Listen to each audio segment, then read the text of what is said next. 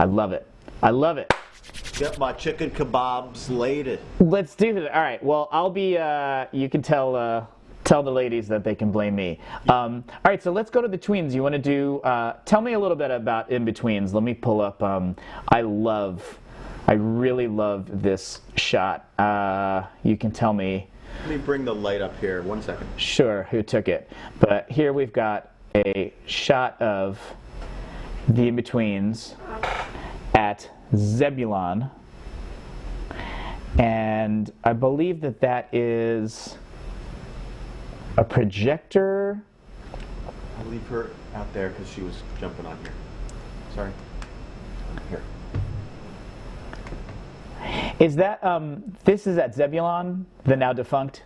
Yeah. So is that like a projector screen behind you? Yes, we were doing something experimental that evening. I don't know what was going on, but they always had stuff going on up there. It was a cool spot. Whenever I look at this photo, it looks to me like we're staring out of like some kind of garage, like, you know, the big roll-up doors, and like staring out into the street. But that is in fact a lie. It is twisted, which is in very ways an apt metaphor for everything that the Inbetweens do. So what is the story of this band, and how did that happen? This band, I mean, this is one of the longest standing groups that I've been in. We met at New England Conservatory as students there in early 2000s.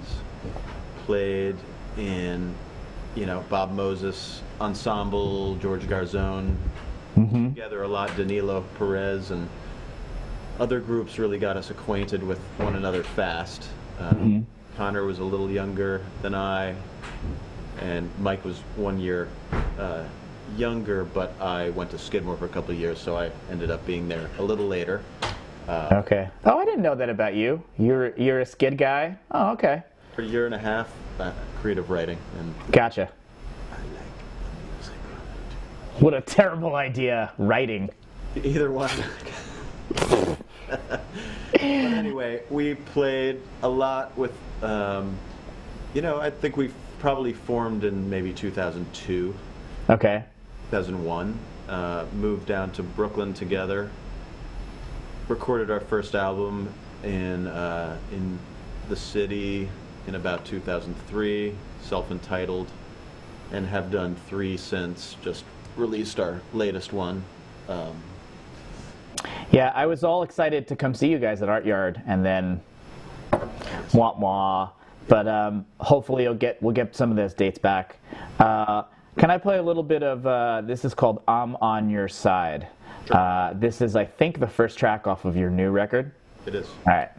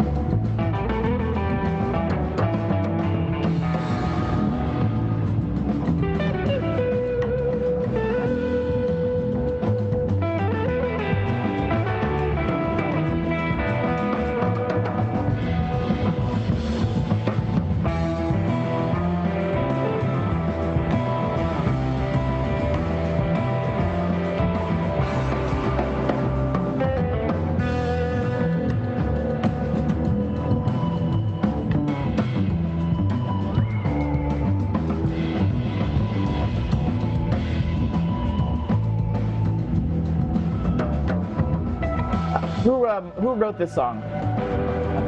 This is a mic. Okay. When was this recorded like all in one take? Do you do overdubs, or how did it work for this song or in general? This song was just one take. Most of the songs on the album were because, but there were a couple overdubs by a saxophonist, Fabian Ruckert, and Tyler Wood on organ on a couple of the tunes. Oh, for Zuzu's pedals. Pedals and for low boil. Yeah. Oh, really? Cool. I don't know how to say this without sounding dumb, but like the group interaction is like so bubbly and gooey and like so enviable, you know? Yeah, something about this song and how everyone's kind of like feels a lot like what I like about, which is totally disparate, I feel, genre, but it feels a lot like Booker Ervin's Space Quartet. Okay. Explain. Especially Alan Dawson and Richard Davis. It's sort of like, you know, what you love about Roy Haynes. Right. Pop. It's like always popping and then... It's popping and bubbly, yeah. Yeah. There's like well, we were joking before about Mike and how like he's always got to get the last word, you know, like when he plays a lesson on guitar. But there is like a percolatorness to Mike Gamble. Hi, Mike. Mike Gamble, the guitarist, who's just like, it's even in the way he talks. Like it's always like, yeah, just totally good, just good. Yeah, it's like it's never. It's a sentence that starts and never really ends, but isn't like necessarily dominating the conversation. It's just always kind of, you know, like just right, yeah. And I do on this album. He's not going like shred-tastic. Yeah. It's like he's enumerating, you know. Right. he's motific, modifying. Oh my God, there's so many. I was like, should I tell a Mike Gamble story? Because that just like opens the door to, you know, like every other possible. I'll play a little more of the song instead of telling a Mike Gamble story. How about that? That makes a little bit more sense.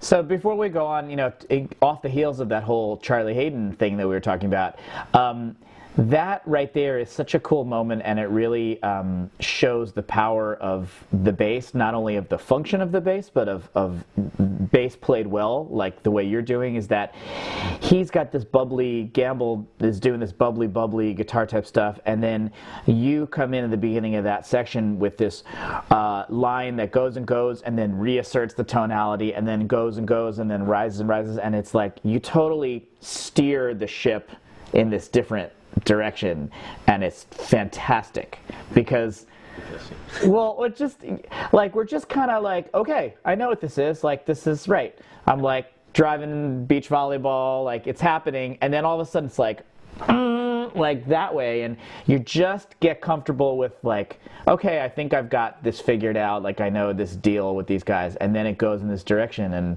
well, I think that's out. I mean, I also thought it was a little further in the song, but I think that's coming up too within the song material, where you're kind of like you're like riding a wave, right, for a little long. Yeah. But then some curveball definitely is about to come in, and it doesn't really change. Like it's not like happy to sad. It's just like just a curve. Yeah, yeah. All right, let's do it, and can you please make that face when that curve happens? Please do, okay.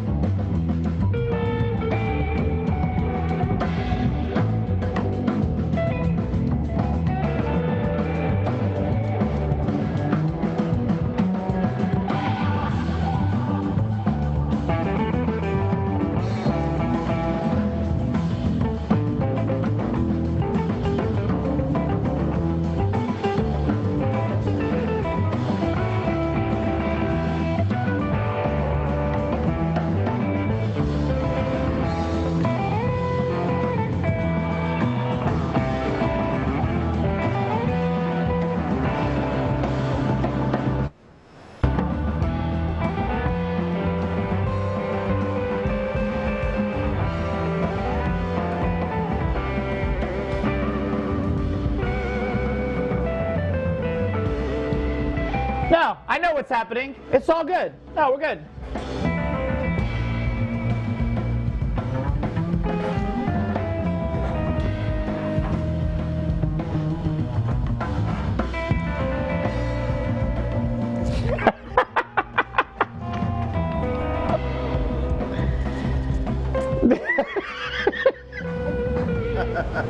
That's what we would do if we... It's yeah, that's it. It's officially, it's over. It's over. I like it. I'm gonna just take those visuals and overlay them on something else. Wait, where was that change again?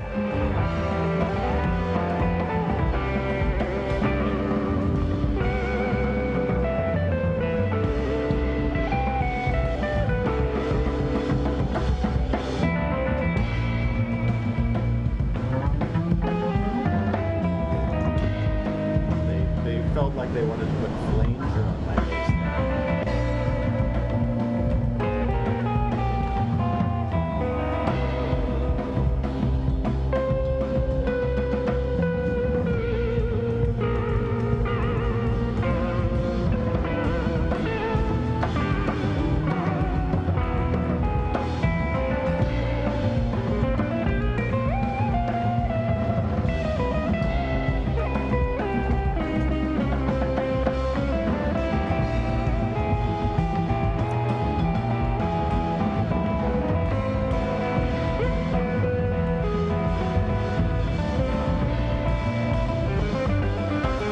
I also don't think people realize how unbelievably difficult it is to do what Connor is doing on the drums right now. Like, because we're so lured in by the guitar and the bass, and it's so and he's just like, and I also love, again, Jeff Davis.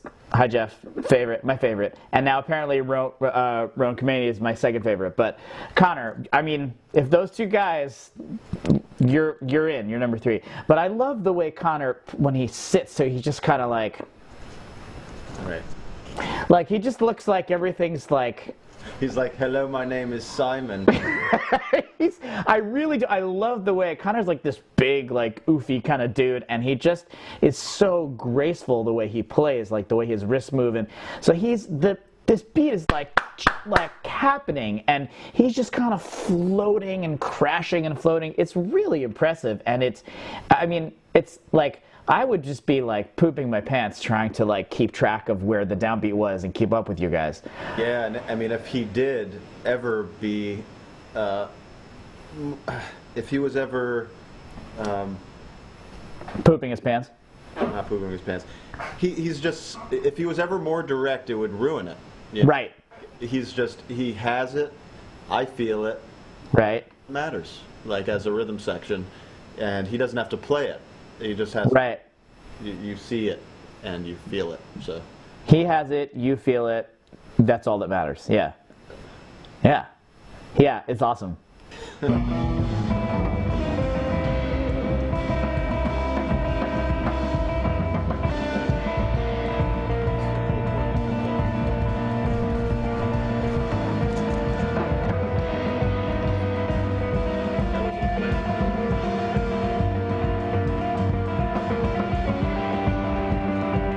Woo!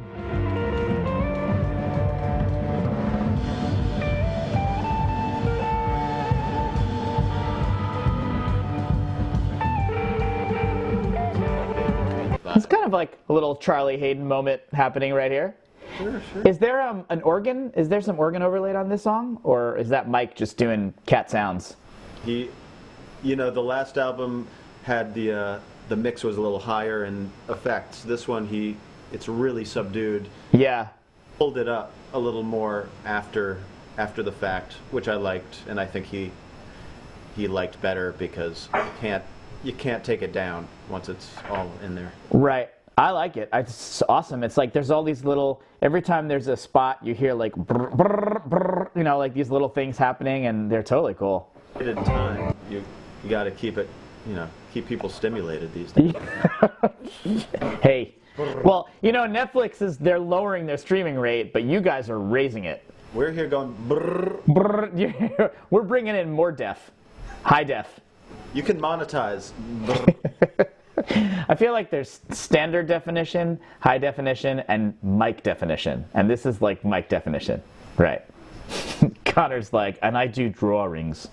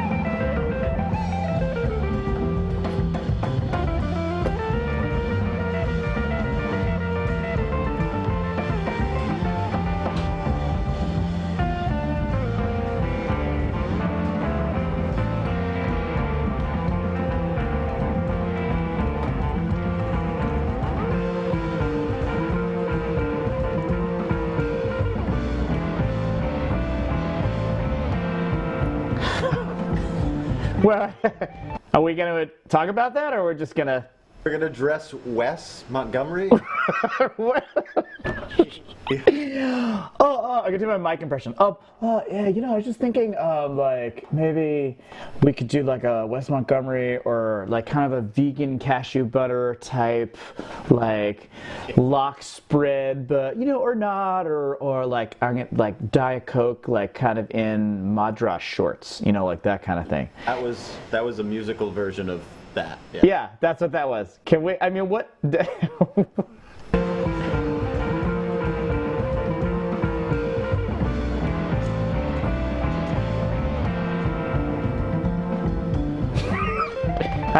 I have nothing to say about it. I don't either. All right, let's go on. I love its greatness.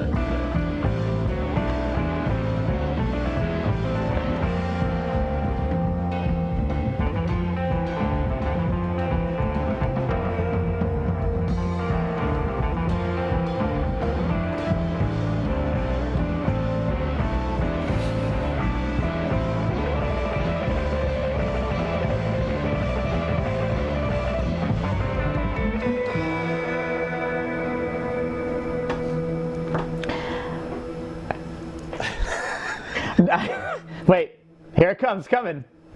Something's gonna happen. Still 10 seconds left.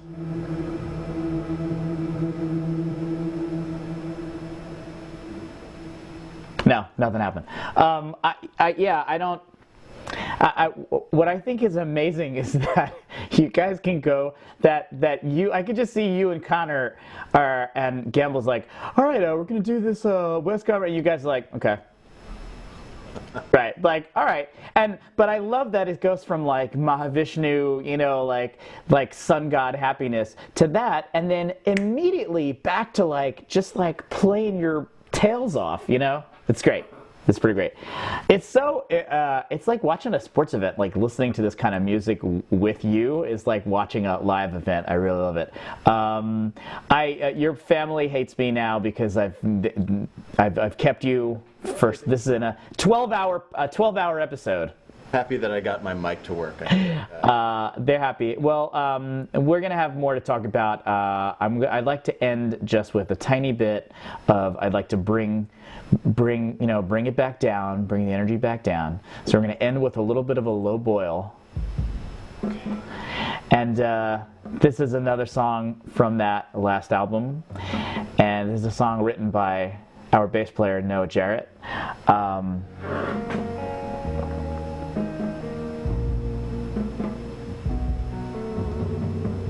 I'm going to leave lots of links or at least descriptions and info about these songs we've been talking about and all the influences we've been talking about. And so you all at home and students out there can check this stuff out. Thanks, Jesse. This song, Low Boil, It has such a, I can't, I was gonna put it on background music, but I can't talk over it. It's so beautiful. Tell me 3 things about this song that we should know. Okay, yeah. So it's kind of I wrote this song in a response to, basically I wrote a song for my firstborn daughter, Maya, called Maya, years ago on Cowboy. And Layla actually has always deserved a song, but I've never quite felt like it got there until this was sort of dedicated to Layla and her yearning for her own song. And most bluntly, she's such a strong, sweet girl, but she has this hum about her that's like, it's a little choleric bubble. Yeah. So I call it, she's the low boil. She's the low boil. You want to call it her name, so I feel like it's got like she's a drummer. It's got that like and she loves it. Actually, she didn't even know it was for her. Oh, really? She still doesn't know? She does now. She does now. She knew it was really, I was writing it for her. She was. That's awesome. All right, let's listen to a little bit of this. It's a short song. This is Low Boil by Noah Jarrett. To finish out our talk here with Noah.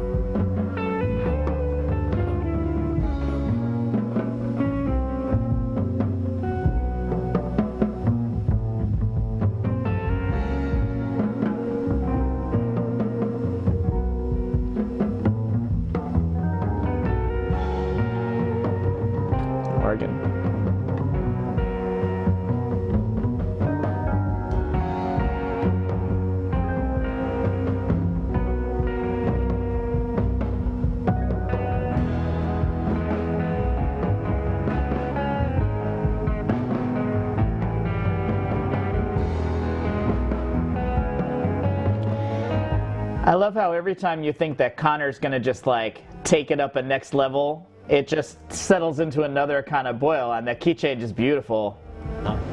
Yeah, I mean it has moments in it where it's like it's definitely feels like a radio, the radio single.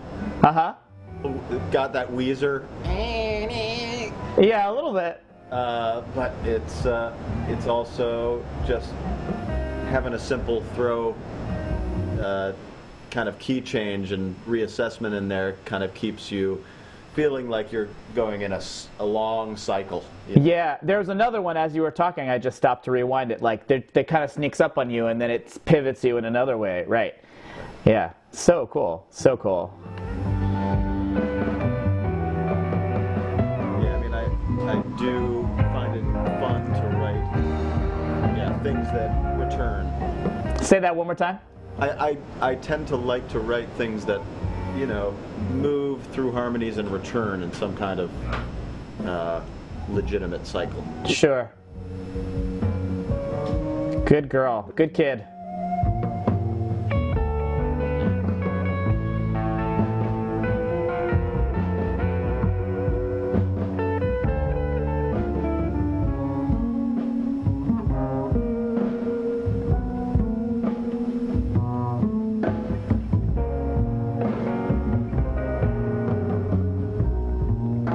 And just coming back to what we talked about at the beginning, you can really hear your fingers on the fretboard. I mean, you can hear the string. Like, this is so intensely personal bass sound, It's really cool.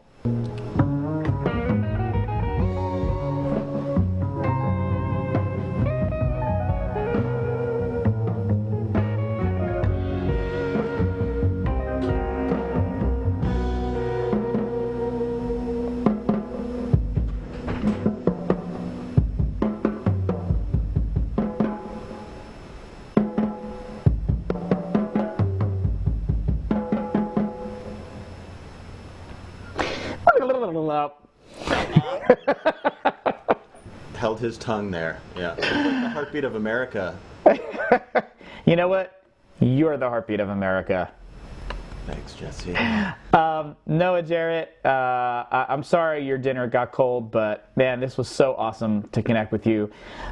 Such an amazing musician, composer, bass player, technician, thinker about music, and just your whole attitude and approach to why we play music and why we make decisions and how much thought goes into all that is really a good lesson for any of us to pick up, especially students who are looking for a way to assert themselves but also learn their instrument and contribute to the tradition. So thank you for doing all you do, and thank you for joining us. Tell Layla that she's a good kid and she's got a good song, and we'll have to go back and listen to Maya's at some point soon. Cool. Everyone, you have been with myself, Jesse Newman, and the amazing Noah Jarrett. I'll put some contact info so you can get in touch with him if you want to talk music, if you're interested in lessons, or if you want to hear some of the music that he in his New Moon project or in the Inbetweens project have put together. For everyone else out there, thanks so much for listening. This has been MusicWorks session 309. I'm Jesse Newman. Thanks so much. Noah, peace and love to the family. We'll see you soon, man. Bye-bye.